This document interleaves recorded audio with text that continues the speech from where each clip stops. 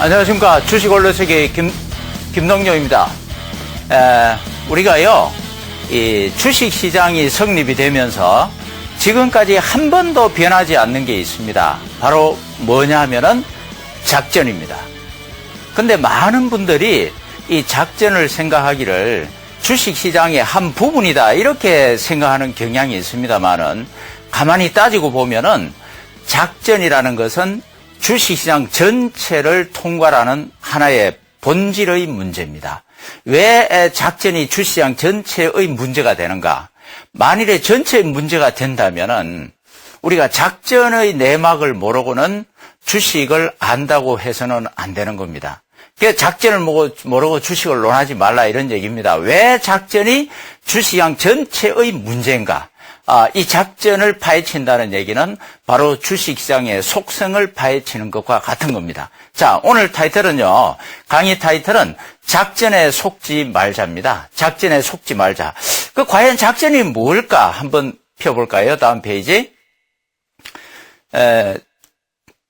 저기 사전에 보면은 이렇게 되어 있습니다. 작전이라는 용어는 전쟁이나 전투에서 적군을 섬멸하고 특정 지역을 점령, 방어하기 위해서 조직적으로 벌이는 군사 행동이라고 되어 있습니다. 작전은 다시 말해서 군사 용어지요.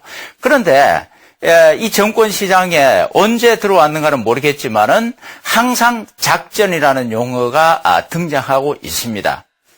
그건 바꾸어서 얘기하면은 주식시장이 한마디로 전쟁터다 그런 얘기죠. 무슨 전쟁터입니까? 네 돈 내 돈 태워놓고 내가 네 돈 빼앗아가느냐, 네가 내 돈 빼앗아가느냐, 이 돈 빼앗기 전쟁터다 이런 얘기죠. 이렇게 이해를 하면은 주식시장이 어서서하게 됩니다. 그러나 이 속성을 똑바로 이해하고 여기에 대해서 우리가 대처 방안을 세운다면은 주식시장은 즐거운 재테크 시장이 될 수가 있겠죠. 자, 그러면은 다음 페이지 한번 볼까요? 우리 이 나라에도 작전 금지 법률이 있습니다. 작전하면은 처벌을 받습니다. 자본시장과 금융투자업에 관한 법률에서 이 작전을 엄연히 금지하고 있습니다. 작전해서는 안 돼요. 자, 우리 이 세상에 보면은 범죄가 끊임없이 일어납니다. 법이 없어서 범죄가 일어납니까? 아주 엄격한 형법하고 많이 있죠. 법이 있음에도 불구하고 범죄가 끊임없이 일어납니다. 주식시장에 마찬가지입니다. 엄연히 작전 금지 법률이 있는데도 불구하고 작전은 끊임없이 일어나고 있습니다. 2002년도에 여러분 작전은 한국만의 현상이 아닙니다. 전 세계 공통 현상입니다. 미국의 앨런사 파산이라든가 이런 미국의 대기업의 대주주들이 파산하기 직전에 이 자기들의 주식을 미리 고가에 팔아버리고 엄청난 이 작전의 문제가 있었습니다. 이때에 미국의 유명한 이 교수가 이런 말을 했습니다. 다음 페이지 한번 볼까요? MIT 레스토스로 교수라고 유명한 미래학자인데요. 세계적인 IHD 인터내셔널 헤럴드 트리뷴지에 이런 말을 했습니다. 법이 비리를 막아줄 수 있다는 주장은 사기에 불과하다. 법이 있으니까 비리를 다 막아주니까 여러분 걱정하지 마세요. 그 말 믿고 방심했다가는 안 된다는 얘기죠. 이런 논리를 국민에게 역설하는 정부는 거짓말을 일삼는 사기꾼이다. 최선의 답은 개인 소규모 투자자들에게, 바로 주식 투자자를 얘기합니다. 투자자들에게 주식판이란 원래 조작되고 불공정한 게임판이라고 깨우쳐 주는 것이다. 여러분이 제가 하는 말이 아닙니다. 예, 세계적인 이 미래학자 레스터 서로 교수가 얘기하는 겁니다. 그러니까 여러분들 정권시장에 작전금지법이 있으니까 걱정하지 말고 남한테 사기 안 당하니까 믿고 하세요. 그런 소리 떠들어서는 안 된다는 얘기죠. 그래서 이분이 얘기하는 건 뭐냐 하면은 최선의 답은 개인 소규모 투자자들에게, 바로 여러분들에게 주식판이란 원래 조작되고 불공정한 게임판이다. 이거 작전이 난무하는 판이니까 이걸 깨우쳐 주는 것이다. 이런 얘기입니다. 예. 이건 제가 주식작전 대부 책을 10여 년 전에 썼을 때에 제 이론하고 똑같습니다. 모든 주식은 작전성이 있기 때문에 반드시 이렇게 일반 투자자들이 작전 개념을 알아야 되고 작전에 대한 대처 방법을 알아야 된다. 예.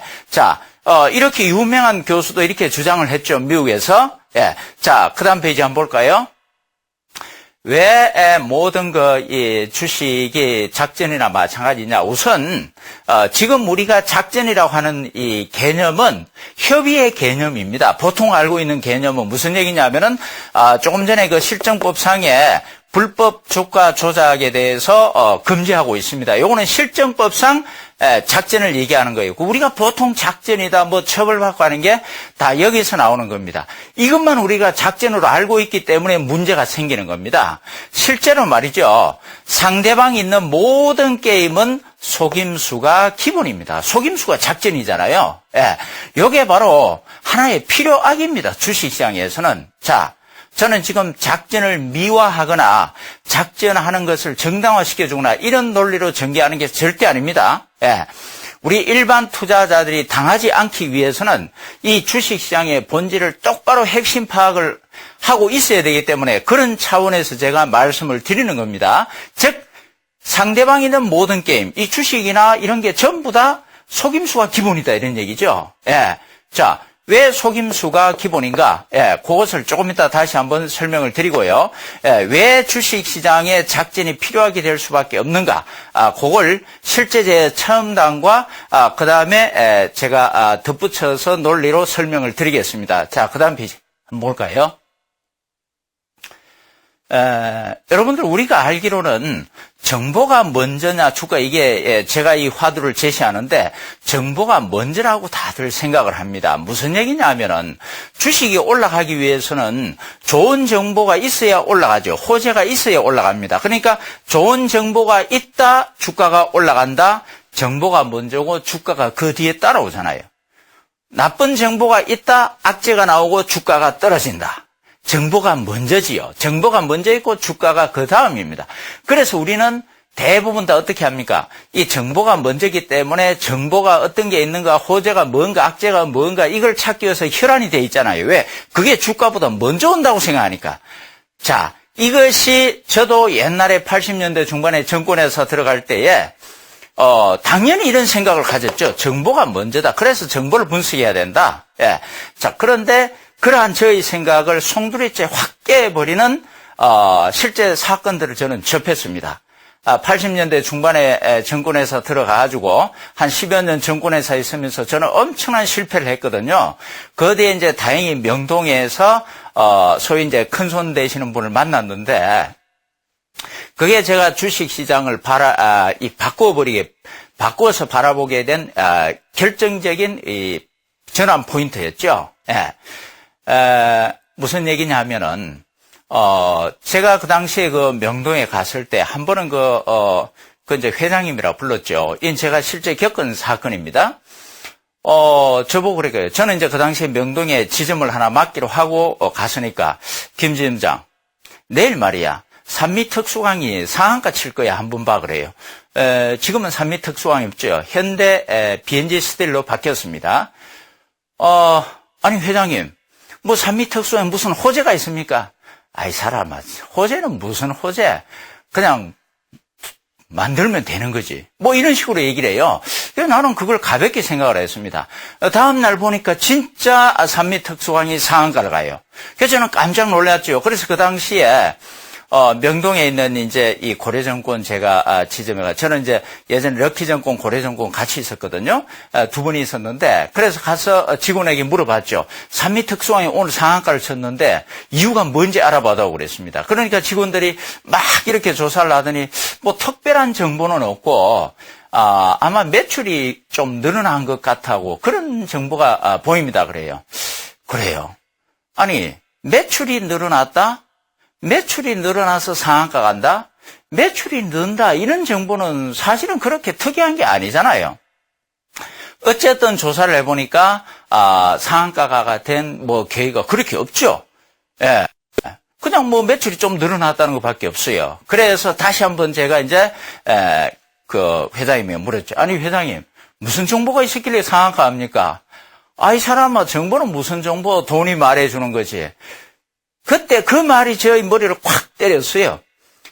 물론 이제 증권사 직원이기 때문에 당연히 이 그 당시에 광화문 큰 곰이다, 뭐 이런 식으로 주가 조작하고 돈으로 만들고, 그거는 다 우리가 들어서 알고 있죠. 그러나 현실적으로 제가 딱 당해가지고 그 현장을 딱 보고 그 얘기를 딱 들었을 때 제 머리에 스쳐가는 게 딱 있었습니다. 돈이 말해준다? 예. 자, 이건 지금 뭘 얘기하느냐 하면은, 분명히 무슨 정보가 있어가지고 주가가 올라가야 되는 건데, 거기까지가 저희 상식이었거든요. 근데, 이건 돈이 만들어가 주가가 올라간 겁니다. 주가가 올라가고 나서, 그 다음에 제가 정권에 가서 조사를 해보니까, 직원들이 하는 얘기가 매출이 늘었다는 정보를 얘기한 겁니다. 이건 뭡니까? 이 주가가 올라간 것은 주가가 먼저 올라간 겁니다. 그 다음에 조사를 해보니까 정보가 매출이 늘었다는 그런 정보, 그게 다른 정보도 있겠지만 그 정보가 뒤따라온 거예요. 주가가 먼저 가고 나서 정보가 뒤따라온 겁니다. 예. 자, 그 다음에 또 한 가지 제가, 느낀 사건이 있어서요. 무슨 얘기냐면은, 자, 그 다음 페이지 한번 볼까요? 실제 제가 이제 실제 얘기를 하기 전에 먼저, 그 다음에 또 하나, 정보보다도 주가가 먼저라는 것은 우리가 여러분이 이거 잘 아실 거예요. 보통 경기 사이클을 회복기, 화랑기, 쇠퇴기, 침체기, 보통 이렇게 4가지 사이클로 구분하잖아요. 그러면은 이 경기가 회복한다는 것은 호재가 나오고 경제 활동이 활성화된다는 얘기죠. 그죠? 좋은 정보가 이렇게 나오니까 경기가 회복이 되고 화랑이 되고, 그 다음에 나쁜 정보가 나오니까 쇠퇴기 되고 침체기가 되는 겁니다. 그럼 주가도 어떻게 돼요? 주가가 이제 좋은 정보가 나오기 시작하면 회복기 여기서부터 올라가야 되고, 그 다음에 많이 호재가 자꾸 넘쳐나니까 화랑기가 되고, 그 다음에 이제 악재가 나오기 시작하면 쇠퇴기가 되고, 침체기가 되고, 이게 같이 움직여야 됩니다. 그런데 일반적으로, 이 통계상 보면은, 그 다음 페이지 볼까요? 주가의 움직임과 경기 사이클 관계는 약 6개월의 시차가 있게 되어 있습니다. 무슨 얘기입니까? 보세요. 이 노란 부분은 바로 경기 사이클입니다. 경기 사이클, 정보의 사이클이죠. 그런데 주가는 앞에 있습니다. 흰 게 주가입니다. 여기서 지금 주가가, 여기 보세요. 올라가잖아요. 올라가는 거는 여기 바닥에서보다도 약 6개월 앞에 올라가기 시작을 합니다. 그 다음에, 정보의 정점을 치기 전에, 최대 호재의 정점을 치기 전에, 벌써 여기서 한 6개월 전에 먼저 주가는 꺾기 시작을 합니다. 이거 우리가 다 알고 있는 거잖아요. 그냥 우리는 단순하게, 주가는 경기 사이클보다도 한 6개월 정도 선행을 한다. 이 정도만 알고 있죠. 단순하게 그렇게 생각하지 마시고, 이게 주가가 먼저냐, 정보가 먼저냐에서, 그 포인트에서 생각을 하면은 이 그림이 달리 보일 겁니다. 무슨 얘기입니까? 주식은 현재, 이 경기가 좋아지기 때문만이 사는 것이 아니라, 지금 현재는 경기가 안 좋아도 앞으로 경기가 좋아질 것 같으면은 미리 주식을 사죠. 그래서 현재 주가라는 것은 다시 말해서 미래 주식 가치를 현재시키는 미래의 꿈을 얘기하는 거잖아요. 그래서 미래의 꿈을 산다라고도 얘기합니다. 바로 그렇기 때문에 앞으로 경기 좋아질 것이다 예측하는 큰 손들이 미리 주식을 사니까 주가는 바닥을 치고 올라가기 시작을 합니다. 경기 바닥 전에. 예. 자, 요거 분명히 뭡니까? 결국 주가가 먼저 움직이는 겁니다. 일반 투자자들로 봐서는. 일반 투자자들에게는 이 정보보다도 주가가 먼저 온다 이런 얘기입니다. 일반 투자자들에게 우리가 경기가 좋아졌다고 화랑이다라고 호재다 뭐 이런 식으로 해서 깨달았을 때는 이미 큰 손들은 팔고 나가게 돼 있습니다. 예. 자, 요 2가지 경우뿐만 아니라 여러 가지가 있습니다만은 이 2가지 경우를 보면은 자, 그다음 페이지 한번 볼까요? 결국은 주가가 뭡니까?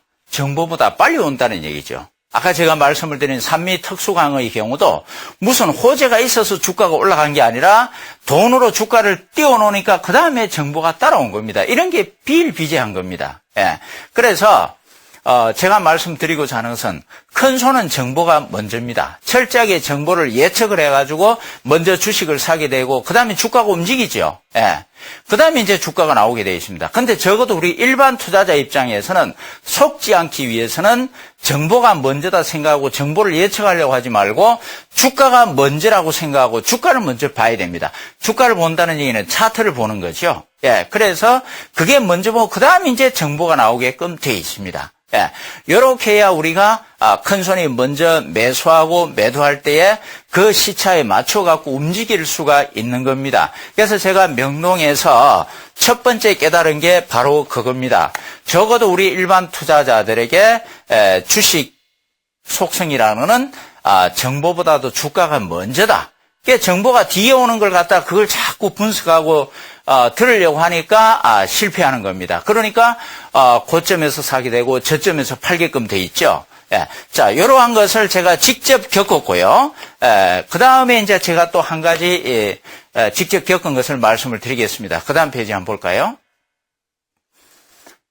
주식시장은 속임수라는 사실을 제가 직접 체험한 겁니다. 간단히 먼저 요약을 드리면은 1995년도에 부양책 촉구 데모 사건이 명동에서 있었고, 그 다음에 89년도에 이 전무후무한 그 우리나라 정시 부양책이 있었습니다. 자세한 건 조금 이따 말씀을 드리고요. 그 다음에 자, 최근에 봅시다. 최근에 여러분 다 아시죠? 최근에 모 정권 TV에서 전문가가 나와가지고 미리 자기가 주식을 사놓고 여기서 여러분 이 주식 앞으로 확실히 올라가니까 막 사시오라고 얘기한 겁니다. 그래서 많이 사가지고 피해를 많이 보고 구속이 됐죠. 예. 여러분, 이게 뭡니까? 속임수 아니에요, 속임수. 자기가 먼저 주식을 사놓고, 불특정 다수들에게 이 주식 좋으니까 사라고 해. 속임수잖아요. 이 작전입니다. 예. 이러한 속임수 사례들이 굳이 제가 이 사례들을 말씀을 안 드리더라도 최근에 여러분들은 스스로 체험을 한 겁니다. 하고 있는 거고요. 예. 자, 제가 요거를 두 개를 좀 더 구체적으로 말씀을 드릴게요. 95년도 부양책 촉구 데모에 관한 겁니다. 자, 그 다음 페이지 한번 볼까요? 요거 보기 전에 자, 먼저 저를 한번 보세요. 제가 이제 그 명동에 가서 이 주식을 다시 연구하기 시작을 했는데요. 예전에 이제 요즘은 우리나라 정권의 메카다. 그 다음에 정권의 중심지다. 그러면 여의도를 얘기합니다만은, 그 당시만 해도, 명동이 바로 우리나라 정권 시장의 메카였습니다. 중심지였죠. 예. 그래서 중요한 정보는 대부분 다 명동에서 흘러나오고 그랬거든요. 그때 제가 이제 명동에 있었으니까, 94년도 11월 9일 날, 1994년도 11월 9일 날이 우리나라 종합주가 지수가 1145포인트까지 올라갔습니다. 1145포인트가 올라가고, 그렇게 하니까 그 당시에 대부분 또 전문가들이 뭐라고 얘기하냐면은 앞으로 드디어 이제 대한민국 정권시장도 2000포인트 시대를 연다. 이렇게 얘기했거든요. 그러니까 이 1145포인트 여기에서 엄청나게 샀을 거 아니에요. 미수 신용 그때는 밥 먹듯이 했습니다. 2.5배로. 그때부터 이제 꼭지를 짚고 떨어져가지고 1995년도 4월 3일, 13일 날 890포인트까지 떨어졌습니다. 그 당시에는요, 선물 옵션도 거의 안 했고, 없었고, 그 다음에, 이 종합지수와 대부분 주식들이 같이 움직였습니다. 예, 그래서, 이렇게 엄청나게 떨어지니까 또 그 당시의 현상은 뭐냐 하면은 주식이 많이 떨어지면은 투자자들 데모를 심심찮게 했습니다. 데모를 벌여가지고 정부 보고 욕을 하고 대통령 보고 욕을 하고 정시 부양책 내라 주가 올려달라고 데모를 한 겁니다. 요즘 그런 거 전혀 없죠. 아마 최근에 주식 투자 시작하신 분들은 야 그런 게 있었나 이상하게 생각할 겁니다. 실제 많았습니다. 예, 그래서 95년 이 4월 14일 날 4월 14일 날 명동에 정권 빌딩이 있습니다. 그 당시에 이청이 이제 대유정권이라고, 거기서 항상 데모가 일어났는데, 거기서 이제, 데모가 있다는 소리가 들렸어요. 제가 명동에서 항상 27개 정권사 지점들을 조사를 하고 있었기 때문에, 그래서 오후 2시에, 오후 2시죠. 아마 오후 2시에, 명동에서 데모가 열리니까 뭐 이렇게 소리가 들리더라고요. 그래서 뛰어가 봤죠. 네, 그 이제 이 정권사 지점에 이 전광판이 있고 그 전광판 다 꺼요. 예, 투자자들이 주가 떨어질 때는 정권사에 대고 전광판 꺼. 말 안 되면 막 집어 던집니다. 예, 화분이고 뭐고. 전광판 깨지고 그러죠. 예, 그래서 끄라 그러면 꺼야 되는 겁니다. 직원들이 별 볼 일 없이, 힘이 없이. 그래서, 전광 시스판을 끄고, 머리띠 두른 사람이 2명이 나가지고, 무슨 물 태우고 어쩌고 저쩌고 이래 하면서 이 외칩니다. 예, 물러가라. 정시부양책 촉구하라. 그럼 이제 옆에 있던 사람들 같이 이렇게 우사우사하고 이렇게 데모를 하거든요. 그런데 제가 딱 데모를 시작하면서 불과 한 3, 4분 됐을까요? 갑자기 TV 방송국 카메라들하고 신문 기자들이 우르르 대여섯 명이 몰려와요. 그리고 막 플래시를 터뜨리고 찍습니다. 그래서 저는 깜짝 놀랐습니다.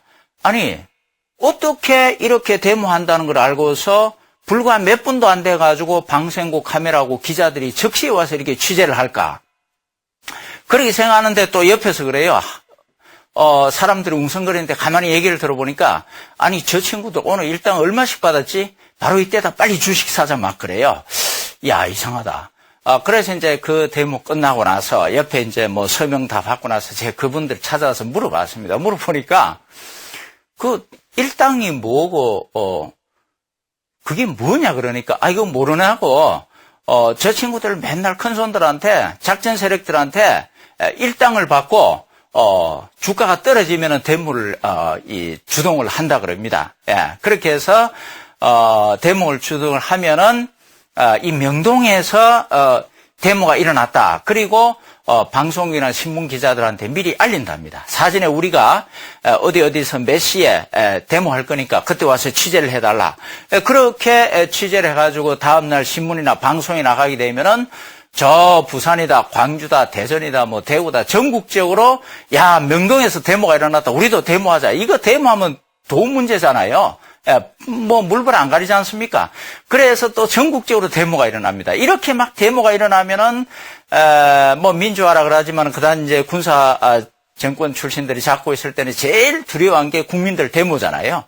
그러면 이제 1차 부양책, 2차 부양책 막 얘기가 나갑니다. 그러다 보면 이제 주가가 올라가죠. 그러니까 이 데모꾼들을 동원한 이 큰손 작전 세력들은 미리 주식을 사놓고 폭락할 때에 그 다음에 데모를 유발시킨다. 그런 얘기입니다. 자, 보세요. 실제로 여기 한번 보세요. 그 당시에 1995년 4월 15일 날 매일경제신문에 발표됐던 겁니다. 요건 제가 자료를 딱 갖고 있었던 거예요. 4월 15일 발표니까 4월 14일 날 데모가 일어났다 그랬잖아요. 여기 보세요. 주식 투자자들이 14일 오후 명동의 정권 빌딩에 모여 침체를 지속하고 있는 주식시장의 부양책을 정부에 촉구하는 서명운동에 들어갔다. 예, 데모가 일어났다 이거죠. 여기 이제 뭐냐면 신문이나 방송에 나가면은 전국적으로 데모를 해라. 이렇게 이제 주식 투자자 동지들이에요. 이거 완전히 이거 부추기는 이 현상들입니다. 예. 자, 이런 식으로 해가지고, 결국, 자, 그 다음 페이지 한번 볼까요? 예. 제가 요거, 이 차트는 조금 이따 보여드리고요. 실제 차트가 제가 넣어놨는데, 먼저, 요런 식으로 해서, 실제 뭡니까? 이 정시 부양책 제모, 실제 이 큰 손들이 작전해가지고 하는 현장을 제가 봤고요.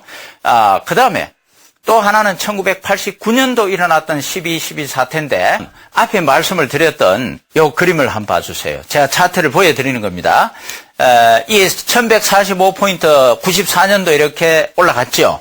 그 다음에 이제 주가 떨어져서 95년 4월 14일 여기서 데모가 일어난 겁니다. 실제 데모가 일어나면은 정시 부양책 기대감으로 잠시 상승을 하지만 실제 부양책은 아직 안 나옵니다. 예. 애기도 한 번 울어도 엄마 제대로 안 주잖아요. 몇 번 울어야 그때야 주지요. 그래서 이제 1차, 2차 데모가 막 일어나고 이렇게 되면 이제 겨우 이제 부양책 얘기가 나오게 됩니다. 그렇게 해서 이 사람들은 여기서 주식을 사놓고 결국 이때 보시면은 여기 대량 거래 일어났죠. 밑에. 예. 여기서 다 팔고 나갔단 말이에요. 네. 이게 실제 있었던 사례를 제가 말씀을 드리는 겁니다. 자, 그 다음에 이제, 1989년도 12.12 사태. 쿠데타 사태가 아닙니다. 89년도에도, 1989년 4월 3일 날 1015포인트 갔다가 주가가, 89년 12월 11일에 840포인트대까지 떨어졌어요. 엄청나게 떨어졌죠. 그래서, 결국은 또 전문가들이 문제였어요. 1000포인트 올라갔을 때 2000포인트 간다고 다 같이 흥분하니까 일반들이 너도 나도 미수 찍고, 신용 매수하고 해서 다 깡통 차는 거죠. 그래서 또 데모가 일어나기 시작한 겁니다. 엄청나게 일어났습니다. 그 당시에는요. 그 당시에 일어난 게 이제 죄송합니다만 실제 있었던 일입니다. 물태우 물러가라 이런 식으로 있었던 거예요. 94년도에는 YS 정부 시절이고. 자, 어쨌든, 그렇게 하니까 깜짝 놀라는 이제 정부가 재무부 장관이 직접 담화를 발표합니다. 전 세계 전무후무한 정권시장의 부양책이 발표가 된 겁니다. 그때 실제 뭐라고 발표를 했느냐 하면은, 앞으로, 이 정부는 주식시장에 한국은행의 발권력을 동원해서라도 주식을 매입을 하겠다. 이렇게 발표를 해버린 겁니다. 여러분, 발권력이 뭐예요? 돈을 찍어내는 권한입니다. 세상에 정부가 돈을 찍어내가지고 무제한으로 주식을 사겠다는데 흥분 안 할 일반 투자자가 어디 있습니까? 그래서 수많은 일반 투자들이 이거 발권력까지 동원해서 주식을 매수하니까 이제는 무조건 간다 그러고 그때 일반 투자자들이 엄청나게 주식 투자에 뛰어들었습니다. 그때는 무조건 미수 찍고 신용 매수 들어갔습니다. 저도 그렇고 정권시장 직원들이고 고객들 다 미쳤죠, 그 당시에는. 자, 그래서 정부가 막 주식을 매입하기 시작을 했는데 무려 그 당시 2조 7천억어치를 매입한 때가 딱 발표부터 딱 열흘 사이입니다. 열흘 사이에 2조 7천억어치를 매수를 했고 거기에 일반 투자자가 동참을 해서 1조 원어치를 매수를 했습니다. 3조 7천억을 매수를 했는데 그 다음 페이지 차트 한번 볼까요? 여기 한번 보세요. 생생한 역사적 현장입니다. 이때 재무부 장관이 발권력 동원해서 부양을 하겠다 해서 하고 나서 여기 열흘 동안에 3조 7천억 원어치 일반 투자자 1조 원까지. 자, 그런데 보세요. 밑에 대량 거래가 생기고 고점에서 그 다음에 주가가 어떻게 됩니까? 완전히 폭락해버렸죠. 요 뒤에 계속 폭락을 해가지고 대한민국의 치욕의 이 정권 역사 깡통 이 일괄 매매 이 사건이 있었던 겁니다. 그건 지금 시간상 제가 자세히 설명을 못 드리고. 그래서 보세요. 아니, 정부가 열흘간 샀는데 열흘간 2조 7천원에 매수를 해보니까 이거 매수를 해도 안 되는 거예요. 그래서 무제한 사겠다 그래놓고 열흘 사고 나서 잘못하면 국가 파탄 나겠다 그래가지고 수도해버린 겁니다. 그 사이에 무려 3조 7천원어치를 은행 단자 회사 그 당시에 보험회사 큰 손들 다 팔아버린 겁니다. 3조 7천원어치를. 자, 요 사건을 한번 보세요. 이거 선의로 생각하면은 정부가 이 재정이 모자라서 잘못 판단을 그렇게 했다고 할 수 있겠지만은 객관적으로 볼 때 일반 투자자는 여기서 다 깡통을 찬 겁니다. 통화는 깡통 계좌 정리 사건이 있어서니까 다 깡통 차버린 거예요. 그게 결과적으로 뭡니까? 정부가 일반을 속여버린 겁니다. 결과적으로 그래 돼버린 거 아니에요. 믿고 샀는데 속았잖아요. 정부는 그럴 고의가 없었을지 모르겠지만 없었겠죠. 그러나 한편 이런 문제도 나왔습니다. 정치 자금을 마련하기 위해서 블랙마니를 만들기 위해서 의도적으로 그렇게 띄웠다는 얘기도 나오긴 했으니까요. 어쨌건 결과론적으로 일반 투자자들은 속아버린 겁니다.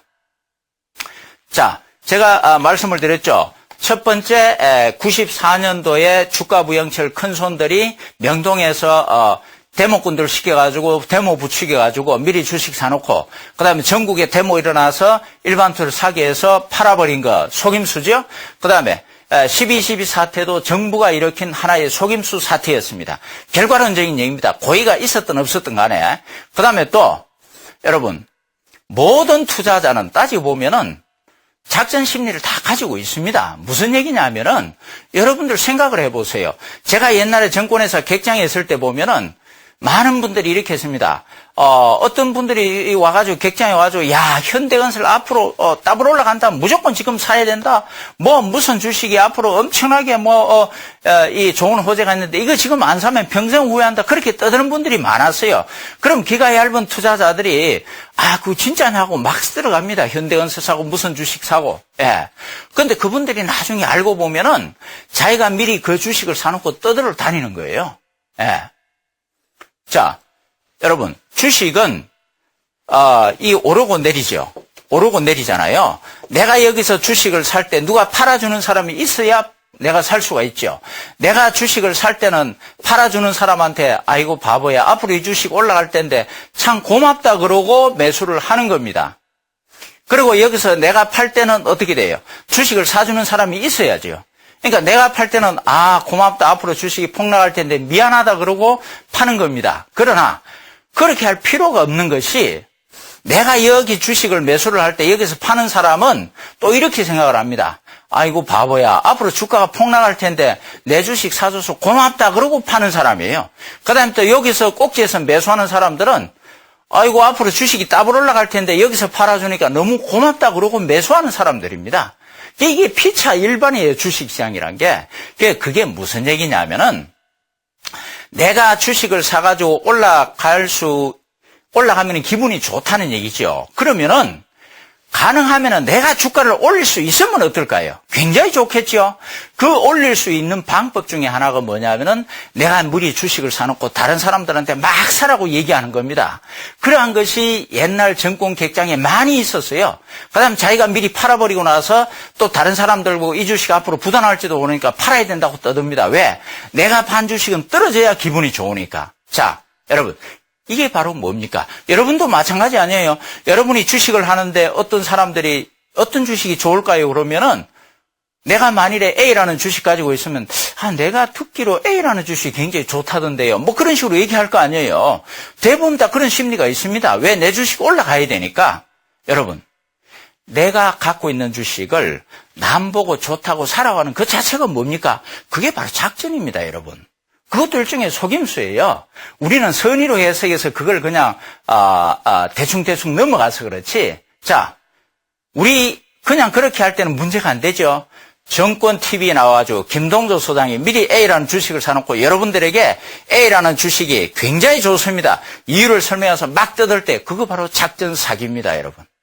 어쨌건 간에 이러한 그 굵직굵직한 사건과 일반 투자자의 이런 주식 매매 심리를 같이 분석을 해보면은, 따지고 보면은 주식 시장은 대부분이 뭡니까?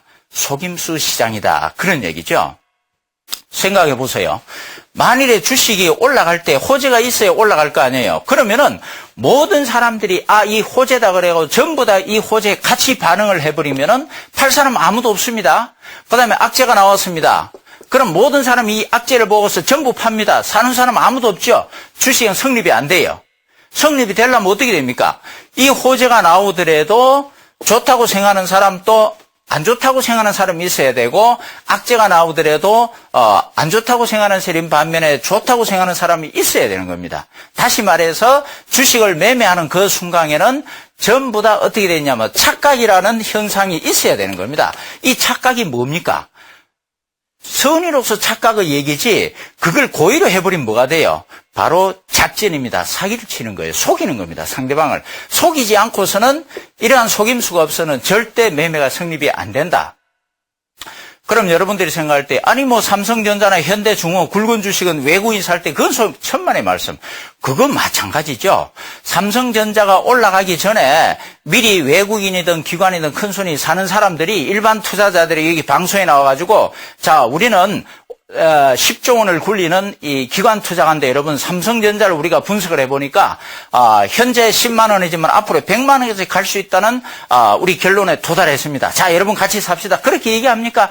그렇게 얘기 안 하죠. 말 안 하고 그냥 자기들끼리 스물스물 삽니다. 그러니까 남에게 거짓 정보를 얘기하면서 사라고 하는 것도 속임수가 되겠지만은 좋은 정보가 있는데도 또는 나쁜 정보가 있는데도 남한테 얘기 안 하고 미리 자기가 사고 파는 것 또한 넓은 의미 광의의 속임수다. 그런 얘기입니다. 따라서 고이든 선이든 주식을 매매하는 그 순간에는 결국 착각이 있어야 되고 그 착각을 고의로 얘기하면은 속임수, 즉 작전이 될 수밖에 없다. 그런 얘기입니다. 그래서 이 주식시장에 일어나는 모든 현상이 알고 보면은 속임수가 기본이라는 얘기입니다. 자, 그 다음 페이지 한번 볼까요? 요거는 사실 제가 이 10년 전에 주식 작전 대해부라는 책을 썼습니다. 굉장히 잘 팔렸어요. 제 자랑 같지만, 거기에, 실제 작전 사례에 있어서 30개 종목을 전부 분석을 해서 대응 방법을 다 제시를 했습니다. 거기에 여기 보면은 고객돈만 갉아먹은 실패한 작전은 허위 공시 주가 조작 사례, 대주주와 정권사는 짜고 주가 조작, 기관들 연합 작전 케이스 사이버 주가 조작 사건, 보물선 주가 조작 사례, 다이아몬드 광선 개발 관련, 엘사와 빅딜 관련 작전 발명자의 내부자 그래. 그 다음 페이지 한번 볼까요? 바보 심리 용한 주가 조작, 허위 공시 작전, 신기술 개발, 언론 플레이, 증권사, 은행증, 투자자, 사장과 작전들 한 통수. 자, 그 다음 페이지요. 회사 대표 차명계좌 이용, 주가 조작, 고객 예탁금 이용, 내부자 거래 시세 조성, 당국자에게 조사무마 청탁, 대주주 주식 매각으로 실패한 작전, 미공개 정보 이용, 미유학파의 작전. 여러분, 수없이 많죠? 종류도 다양합니다.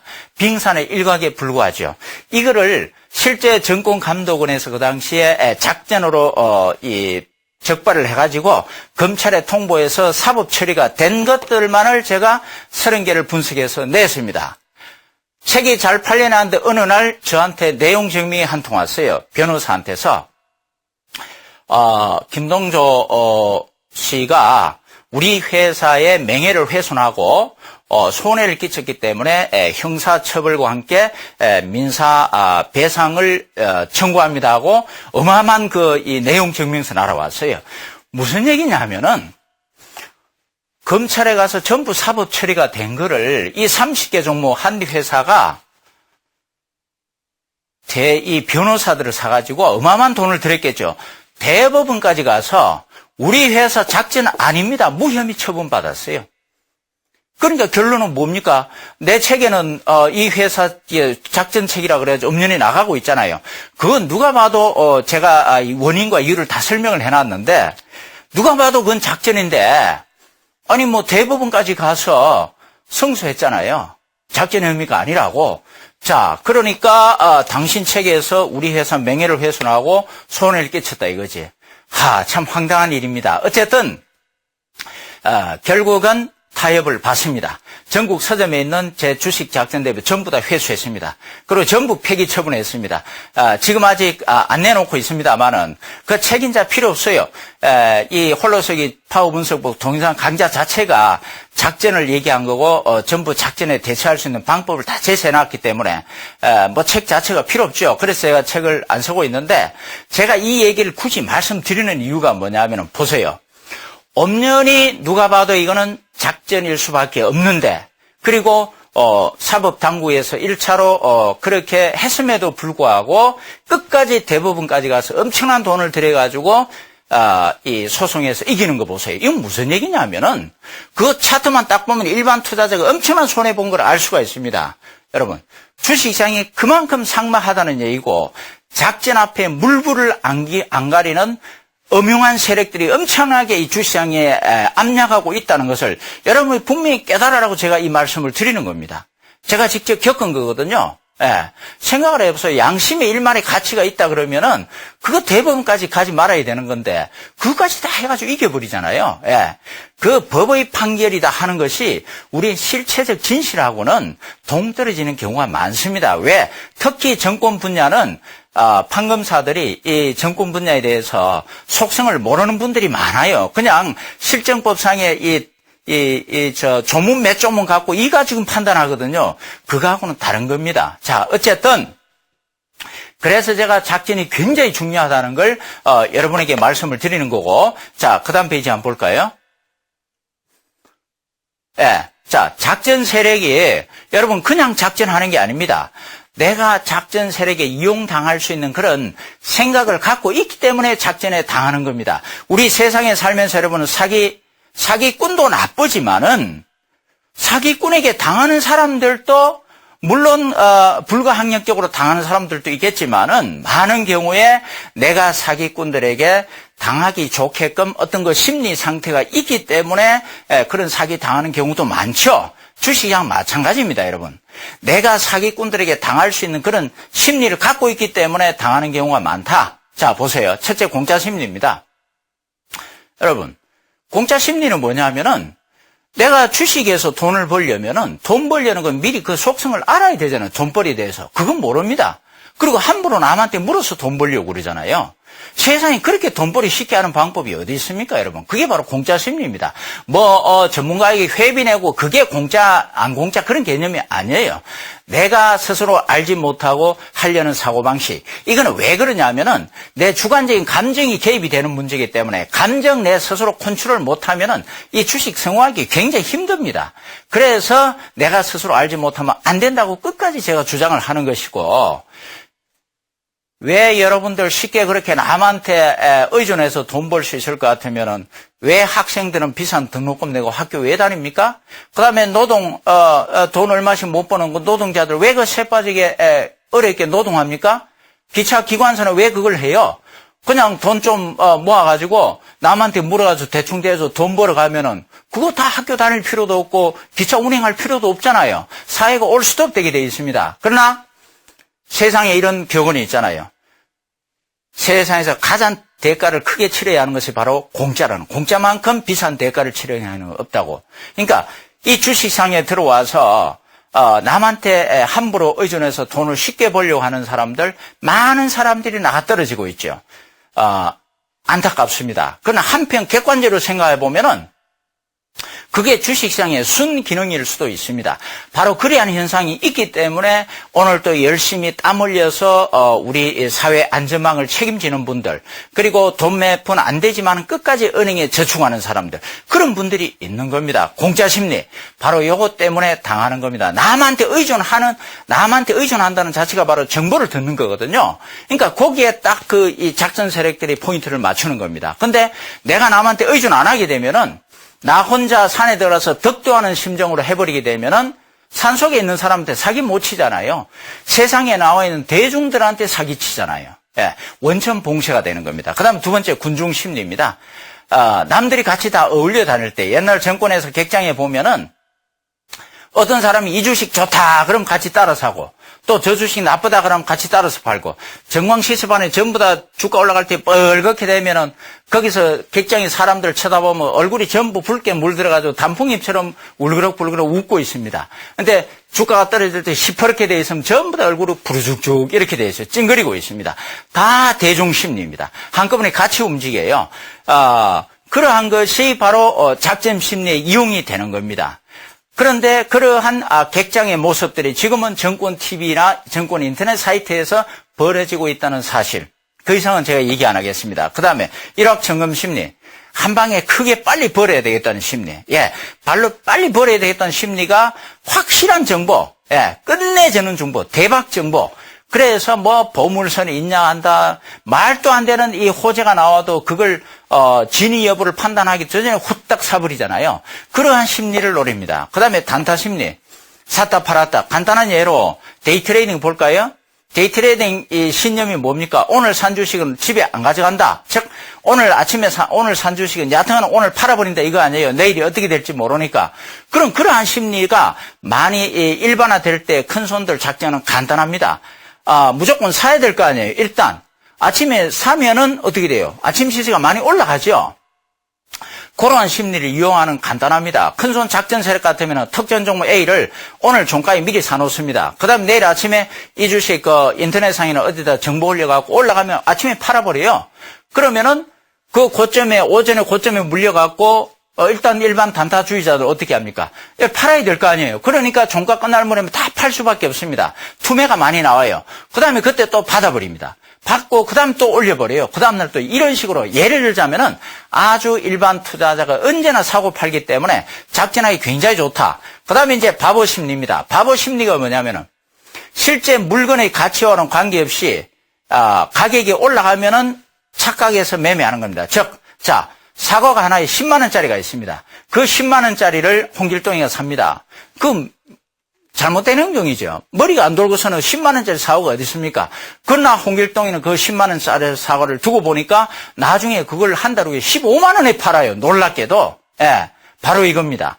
가치와 상관없이 비싼 값에 사더라도 더 비싸게 팔 수 있다 그러면은 그게 바로 이 주식시장에 일어나는 바보 심리입니다. 이 투기의 대표적인 게 1600년대 네덜란드에 있었습니다. 네덜란드의 튤립 한 송이가 330만 원까지 올라갔습니다. 우리나라 돈은 놀랍죠? 그 330만 원짜리가 앞으로 1000만 원 간다 그래가지고 집 팔고 논 팔고 엄청나게 투자했다가 나중에 3만 원까지 폭락을 해버렸습니다. 튤립 사건이죠. 이런 바보 심리를 이용을 합니다. 다시 말해서 이유도 없이 주가를 끌어올리게 되면은 지금 이 주식이 지금 사갖고 더 높은 데 팔 수 있다는 생각을 갖고 막 뛰어듭니다. 그 다 미쳐버리는 거죠. 그러한 심리를 이용을 합니다. 정보 맹신 심리. 정보의 지난 시간에도 얘기했죠.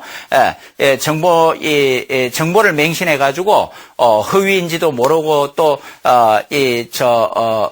과소평가해가지고 이용을 하게 되어 있습니다. 그 정보를 가지고 결국은 작전을 벌이는 겁니다. 그 작전의 바로, 하나의 도구가 정보라는 생각을 하셔야 됩니다. 그 정보를 배제해버리고 냉정하게 딱 차트를 보게 되면은 바로 파워 분석에서 큰 손의 움직임을 어느 정도 확률상으로 포착해 나갈 수 있다. 그런 얘기입니다. 자, 그 다음 볼까요?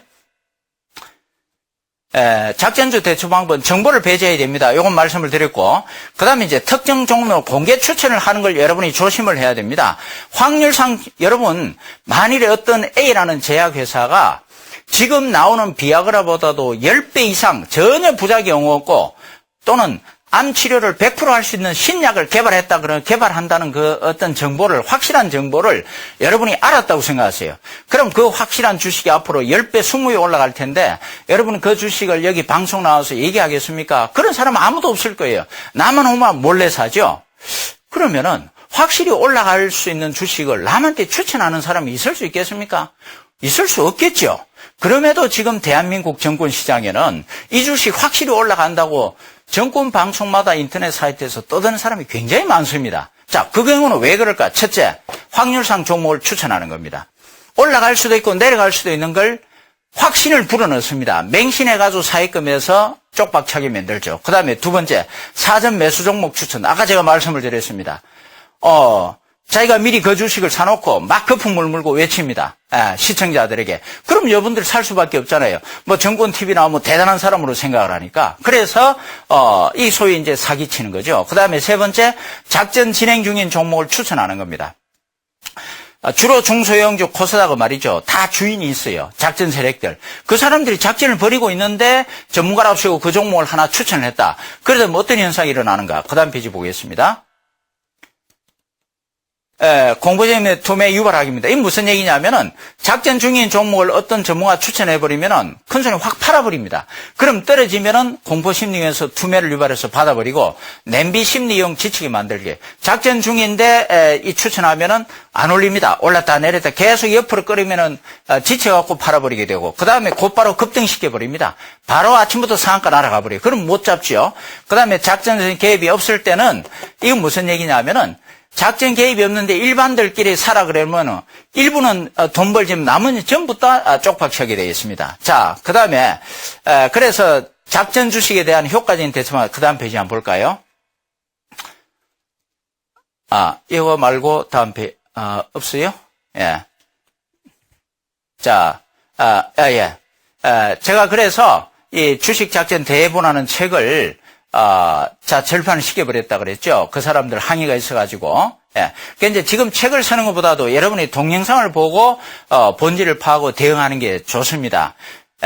지금 제가, 오늘 말씀드린 게 결국은 뭐냐면은, 작전이라는 개념을 이 주식시장을 폄하하거나 어떤 부정적으로 본다는 개념이 아니고, 그 작전이 일어나고 나서 그 다음에 처벌해봐야 필요가 없습니다. 왜냐하면 나는 이미 손해를 봐버렸잖아요.